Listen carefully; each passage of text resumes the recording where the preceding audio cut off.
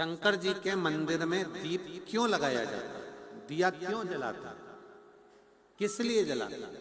मंदिर में अंधेरा है, प्रकाश करने के लिए दीप जलाते हैं क्या? जम के बोलो।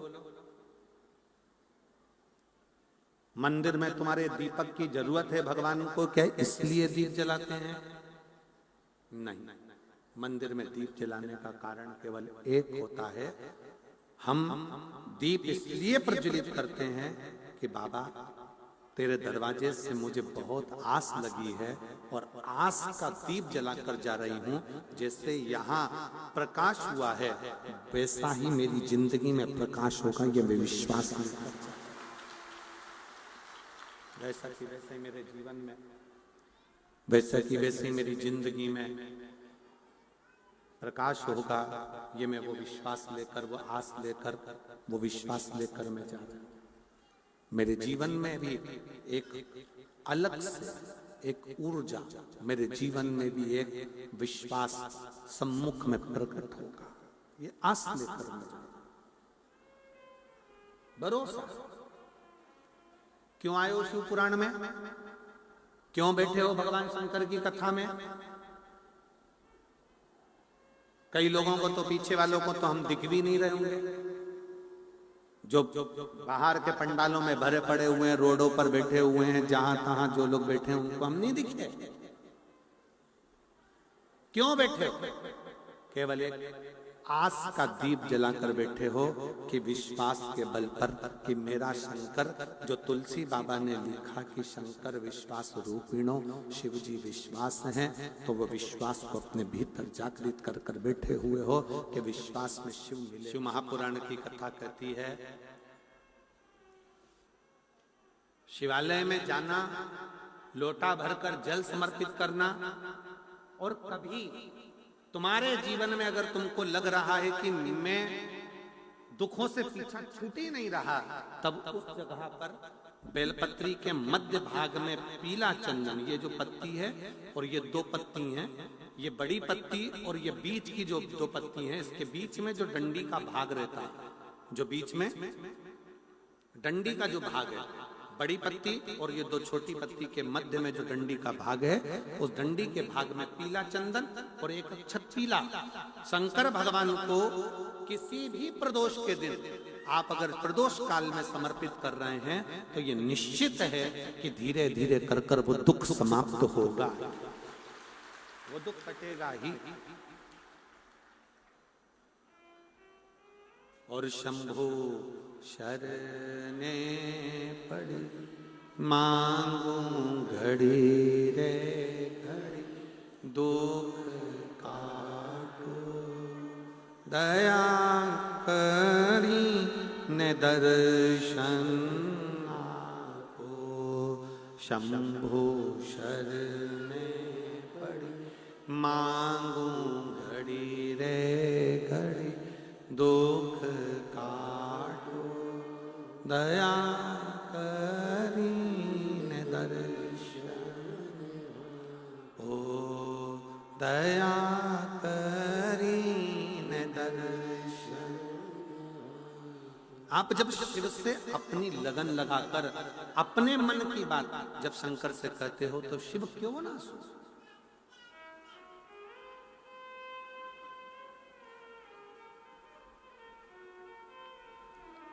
पार्वती जी ने फिर अगला प्रश्न किया, मां जगतजननी ने तीसरे नंबर का प्रश्न किया कि शिव जब कोई जल चढ़ाने के लिए आपके पास में आता है तो आप सबसे पहली चीज क्या देते हो? बहुत सावधानी से सुनिएगा, ये आपके और हमारे जीवन की बड़ी विचित्र थी। शंकर पार्वती का संवाद नहीं, ये आपका और हमारा भी संवाद है।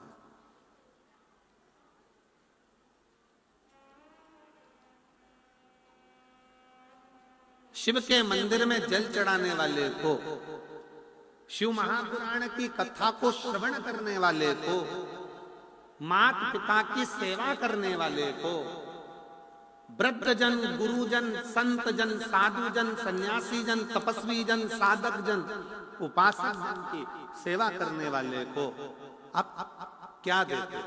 सबसे पहला क्या दे? वैसे आपने धन दिया, दौलत दी, संपदा दी, सत्ता दिया, वैभव दिया, सब कुछ दिया, पर सबसे मूल आप क्या देते? सबसे पहले नंबर पर क्या दिया जाता?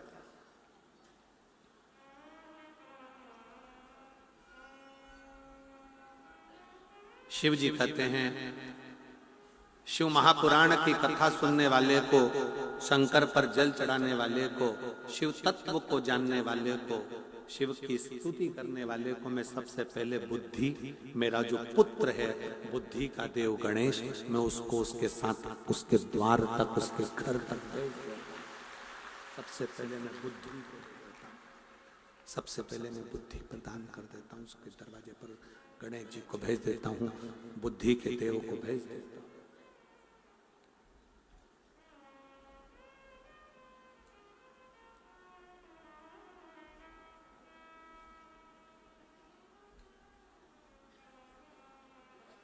भाग्य श्रेष्ठ है कि बुद्धि श्रेष्ठ?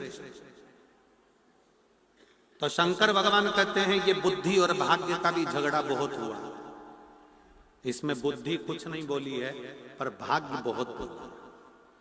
एक दिन की बात है, मैं माता सती के साथ में कुंभज ऋषि के आश्रम पर जा रहा था। पार्वती अगस्त ऋषि के दरवाजे पर मैं कथा श्रवण करने के लिए जा रहा था। उस समय पर भी सती ने मुझसे यही प्रश्न किया था कि बुद्धि और भाग्य में श्रेष्ठता किसकी?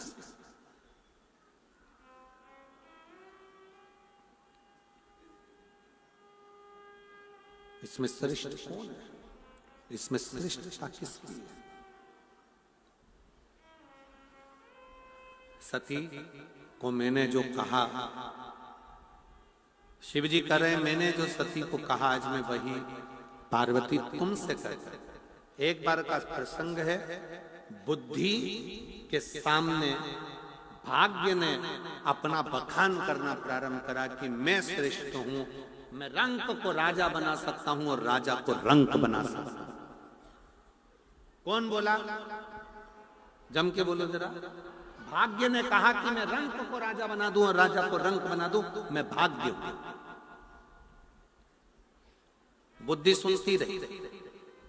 शिव जी कह रहे हैं, पार्वती मैंने सती को यह प्रसंग सुनाया था कुंभज ऋषि के आश्रम में जाते से। बुद्धि सुनती रही। फिर भाग्य ने कहा, मैं व्यक्ति को करोड़पति बना सकता हूं और व्यक्ति को रोड़पति बना सकता हूं। बुद्धि सुनती रही। अब बुद्धि का भी दिमाग ठनका और बुद्धि ने भाग्य से कहा, तुम बना सकते हो? हाँ। एक खेत में एक किसान काम कर रहा था। बुद्धि ने कहा, तुम इसको राजा बना दो तो मैं मान लूंगी। भाग्य हो ना तुम भाग्य हो ना, तुम इसको राजा बना दो। खेत में काम करने वाले किसान को अगर तुम राजा बना दोगे, तुम बुद्धि कहती है मैं तुम्हारी दासी बन जाऊंगी, बनाओ इसको राजा। भाग्य ने हंसते हुए कहा, क्या बुद्धि, इतना छोटा सा काम दिया है मुझे राजा बनाने का? अभी बना देता हूं मैं राजा, अभी। और भाग्य ने अपनी लीला रचना प्रारंभ करी। भाग्य ने देखा कि किसान ने गेहूं की फसल लगाई थी, किसान ने गेहूं की फसल लगाई थी, और भाग्य ने उस गेहूं की फसल के दाने की जगह पर उसमें मोती पैदा कर दिया। क्या पैदा करा है? मोती। अब तो देखा जाए तो मोती मोती हो गया। किसान ने एक बाली तोड़कर उसको मल के देखा कि मेरा गेहूं पका कि नहीं पका। मल कर देखा तो उसमें सफेद सफेद कंकर नजर आ रहे थे। किसान की आंख में आंसू भर गए, मैंने तो गेहूं लगाया था, ये पत्थर कहां से हो गया? फिर उसने दूसरा तोड़ा, फिर देखा तो उसमें पत्थर ही पत्थर सफेद नजर आ रहे थे। किसान बाहर बैठकर रोने लगा। नगर का राजा निकल कर जा रहा था। राजा ने देखा कि मेरे नगर का किसान रो रहा है, क्यों रो रहा है? पूछा, तुम्हारे रोने का कारण क्या है? किसान ने कहा, मैंने गेहूं की फसल लगाई थी, परंतु उसमें ये सफेद सफेद कंकर हैं, मैं पहचान नहीं पा रहा, ये सफेद सफेद कंकर लगे हैं। राजा ने जो फसल देखी तो राजा को लगा ये तो मोती हैं, मोती, और इतने कीमती मोती। ये मोती और इतने कीमती। राजा ने विचार कर लिया, मैं इससे कहता हूं कि ये फसल मेरे राजघराने में ला कर दे, मैं अपनी लड़की का विवाह इसके साथ कर दूंगा। भाग्य ठहाका लगाकर बुद्धि से कहता है, ये देख मैं राजा बनाकर मानूंगा। किसान भरा फसल को और ले जाकर राजा के यहां दे दिया। राजा ने अपनी लड़की का विवाह कर दिया। बुद्धि देख रही, तू राजा बना, बुद्धि देख रही। लड़की का विवाह करा, सोना चांदी हीरा पन्ना देकर सुंदर सी बेटी का विवाह उस किसान के साथ कर दिया। किसान जब अपने घर में आया तो रात्रि के समय उसके मन में आया कि मैंने सुना है कि मौत बड़ा सुंदर रूप धर कर आती है, ऐसा लग रहा है राजा ने मेरे साथ चाल चलकर ये जरूर किसी मौत को मेरे कमरे में भेज दिया है और ये मुझे मार कर रहेगी। तो किसान कमरा छोड़कर नदी की ओर भागा। कुछ राजा के दूत घूम रहे थे, उनको लगा कि ये इसकी तो शादी हुई है, ये कहां भाग कर जा रहा है। उसको पकड़कर राजा के सामने ले जाकर खड़ा कर दिया। राजा ने कहा, इसने मेरी बेटी का अपमान करा है, इसको कारागार में डाल दो, कल इसको फांसी की सजा हो जाएगी, बंद करो इसको ले जाकर।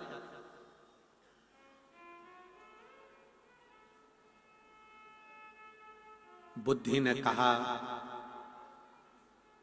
भाग्य देवता क्या हुआ, राजा बन गया। भाग्य देव हाथ जोड़कर बोले, मेरी गोटी उल्टी बैठ गई, ये राजा नहीं बना, तुमसे हाथ जोड़कर निवेदन है, इसको छुड़ा दो, भले ये राजा बने चाहे नहीं बने। बुद्धि ने कहा, तुमने हार मान ली भाग्य? भाग्य कहता है कि मैं हार मानता हूं। बुद्धि ने अपना रीत अपनाई। राजा के कक्ष के बाहर दूसरे दिन जैसे ही उसको किसान को लेकर आए और फांसी की सजा सुनाने वाले थे तो उससे पूछा गया कि तू बता कि मैं नदी की ओर भागकर क्यों जा रहा था। उसने कहा, महाराज किसी के रोने की आवाज सुनी थी, कोई कह रहा था मुझे बचा लो बचा लो बचा लो, इसलिए मैं उसे बचाने के लिए गया था। राजा ने मन में सोचा, मेरा जमाई कितना विद्वान है, दूसरे के दर्द को देखकर दुखी हो गया, आज से मैं तुझे सिंहासन पर बिठा दूंगा, आज से मैं तुझे सिंहासन पर बिठा देता हूं। भाग्य मुख देखता रहा और बुद्धि ने अपना काम रच दिया। शिव महापुराण की कथा में शंकर भगवान पार्वती से कहते हैं, पार्वती भाग्य की रचना करना अपने हाथ में है, अगर श्रेष्ठ बुद्धि है तो मिट्टी भी सोना हो जाती है, और अगर बुद्धि श्रेष्ठ नहीं तो सोना भी राख हो।